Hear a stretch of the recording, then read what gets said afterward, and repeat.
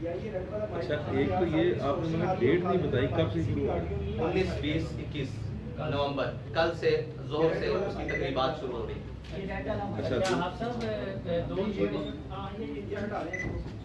آپ صاحب تھوڑی سی بات ملکی سیاست پہ بھی کر لیں.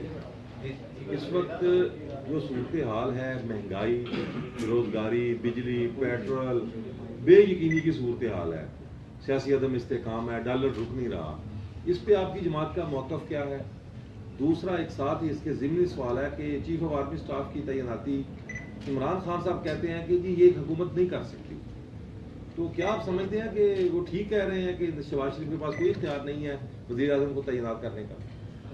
آپ نے ملک کے اندر مہنگائی بے یقینی کی جو صورتحال کی بات کی ہے وہ یہ ملک اسی وقت سیدھے راہ پر چل سکتا ہے جس مقصد کے لیے اس ملک کو بنایا گیا ہے. وہ مقصد تھا کہ ہم نے ملک بناتے ہوئے نعرہ لگایا تھا لا الہ پاکستان کا مطلب کیا لا الہ الا اللہ محمد رسول اللہ. لیکن 70 سال اسی نعرے کے ساتھ غداری ہو رہی ہے. اسی نعرے کے ہم نے پس پش ڈال کر اس کے نظریات کو جہاں ہمارا دل کیا ہم نے بیچا اور جس کا جو دل کیا اس ملک کے ساتھ کیا اور جس ایک شخص نے جس نے بھی آیا اس نے اپنی نظریے کی بنیاد پر اس ملک کو چلانے کی کوشش کی. یہ ملک پاکستانی عوام کا ہے. یہ ملک اس میں بسنے والے 95% اسلامیان ہے اور اسلامیان پاکستان ہے. تو اس ملک کو جن نظریاتی بنیادوں پر حاصل کیا گیا تھا جب تک ان پر نہیں چلایا جاتا تو یہ ملک کبھی اپنے ٹریک پر واپس نہیں آ سکتا.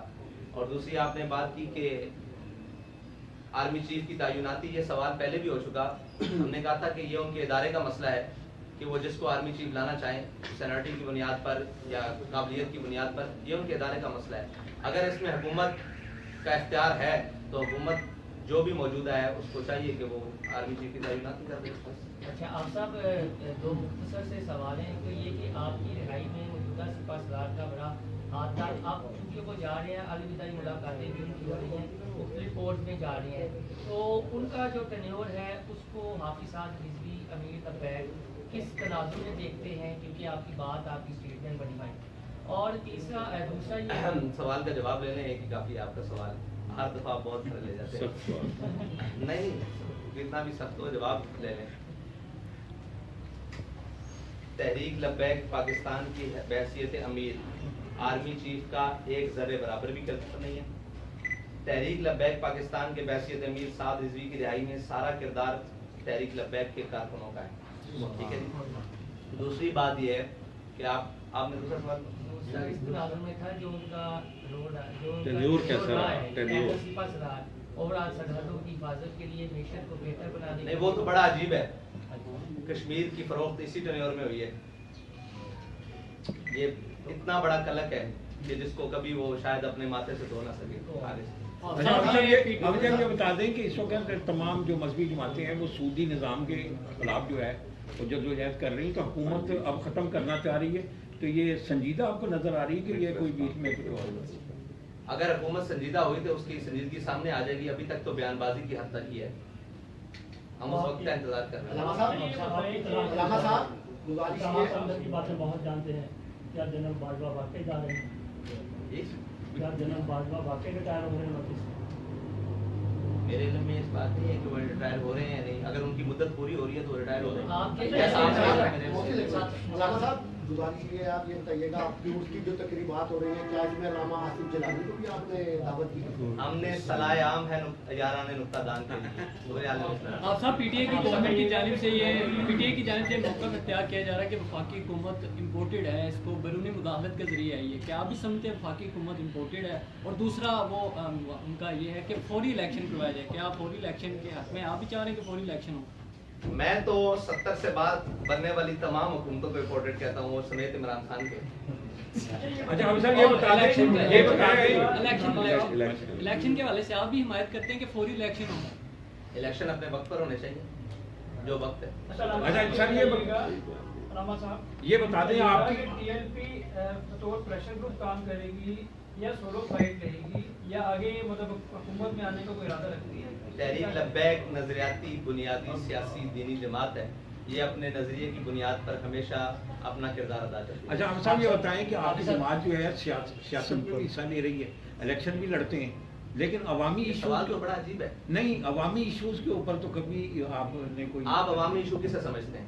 یہ مہنگائی پیٹرول مہنگائی پیٹرول میں سب سے پہلا مارچ کراچی میں ہم نے نکالا تھا، پھر لاہور کے اندر ہم نے نکالا تھا، پھر اس کے بعد بلاول صاحب کراچی سے اسلام آباد آئے تھے. مسئلہ یہ آپ کوریج نہیں دیتے، آپ کو یادداشت کمزور ہو جاتی. سانحہ حویلیاں میں جو ہے وہ ایف آئی آر کے آرڈر ہو گئے ہیں ڈی پی او، آر پی او، ڈی سی اور سب کے خلاف.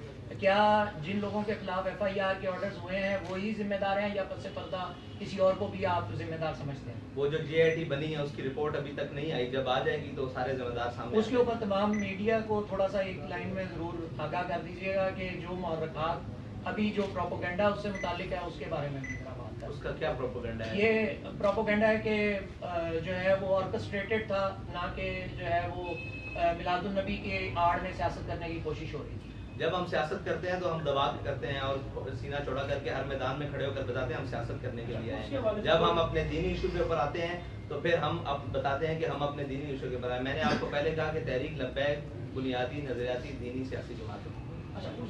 تھوڑی سی ڈیٹیل بتا دیں، کیا کوئی سیشنز ہوں گے، کس طرح یہ 3 دن کی تقریبات جو ہے وہ؟ جی وہ اس کے لیے دعوت نامہ بھی ہے اور ساری ہے. پہلے چادر پوشی کا اہتمام ہے، اس کے بعد محفل قرات و نعت ہے، اس کے بعد ہمارے ذمہ داران کے تحریک کے ان کے خطابات ہیں، پھر علماء و مشائخ کے خطابات ہیں، پھر آخر میں مرکزی خطابات ہیں رکن شورا اور آخر میں. اچھا آپ صاحب آج کل گڑی کے بہت چرچے ہیں، توشہ حالات کی گڑی کے فلم سے متعلق جوائلنٹ مووی جو فلم سے متعلق جو جوائلنٹ مووی ہے آپ دیکھیں اس ملک میں مالک فلم نہیں چل سکی. وہ کن کے خلاف تھی؟ ان طاقتوروں کے خلاف. تو اس ملک میں وہ فلم کیسے چل سکتی ہے یا وہ چلانے کی کوشش کی جا رہی ہے جو اسلام کی بنیادی اساس کے خلاف ہو؟ تو یہ کون لوگ ہیں جو ان فلموں کو آسکر ایوارڈ دیتے ہیں؟ اسی طرح کی ایک فلم تھی پہلے زندگی تماشا، اس کو چلانے کی کوشش کی گئی تھی.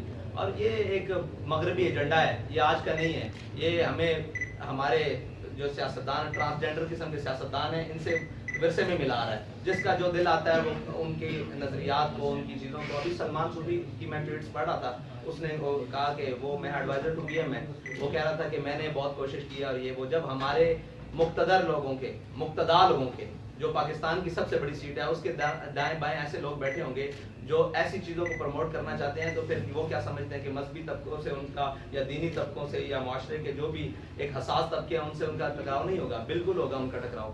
یہ ان کو خیال کرنا چاہیے کہ ہم جس منصب پر بیٹھے ہیں اس منصب کا جو بنیادی حق ہے وہ یہ ہے کہ پاکستان اسلام کا قلعہ ہے، اس میں کوئی بھی چیز جو اسلام کے خلاف ہے وہ نہیں ہو سکتی. لاسٹ کوسچن، بس لاسٹ کوسچن. آپ کو ماشاءاللہ بڑی منظم تحریک ہے اور آپ جو بات کہتے ہیں کارکن اس کو مکمل عمل بھی کرتے ہیں. یہ 3 روزہ جو آپ کا عرس ہو رہا ہے اس میں یہ راستے باندھ رہیں گے آپ لوگ، تو کیا اس کے لیے آپ نے انتظامیہ سے کوئی این او سے لیا ہے یا اس کے متبادل آپ نے کچھ ارینج کیے ہیں یا یہ بس اپنے طور پہ یہ سارا ہوگا؟ اور یہ راستے عوام کو بھی کافی تکلیف ہوتی ہے سر اس حوالے سے جب یہ راستے بند ہوتے ہیں، تو اس کا کوئی متبادل یا اچھا آپ کے پاس طریقہ؟ جی ہم نے انتظامیہ سے تقریباً 1 ماہ ہو گیا ان کے ساتھ مسلسل رابطے میں، اور ان کی طرف سے نو رسپانس، کسی قسم کا کوئی جواب نہیں آتا، کیونکہ وہ خود روڈ بند کرنے میں مصروف ہے، وہ خود دھرنے دینے میں مصروف ہے. ٹھیک ہے، اور ان کی ڈیوٹیز لگی ہوئی ہیں کہ وہ شاہراہیں بند کریں. اب ہماری مجبوری یہ ہے کہ ہمارے پاس کوئی قریب ایسا گراؤنڈ نہیں ہے، کوئی ایسی جگہ نہیں ہے، ہمیں مجبوراً روڈ کے اوپر پروگرام کرنا پڑتا ہے. جب آگے کی نظریات کی بات، تو اب ہم اپنا حق سمجھتے ہوئے روڈ بند کرتے ہیں.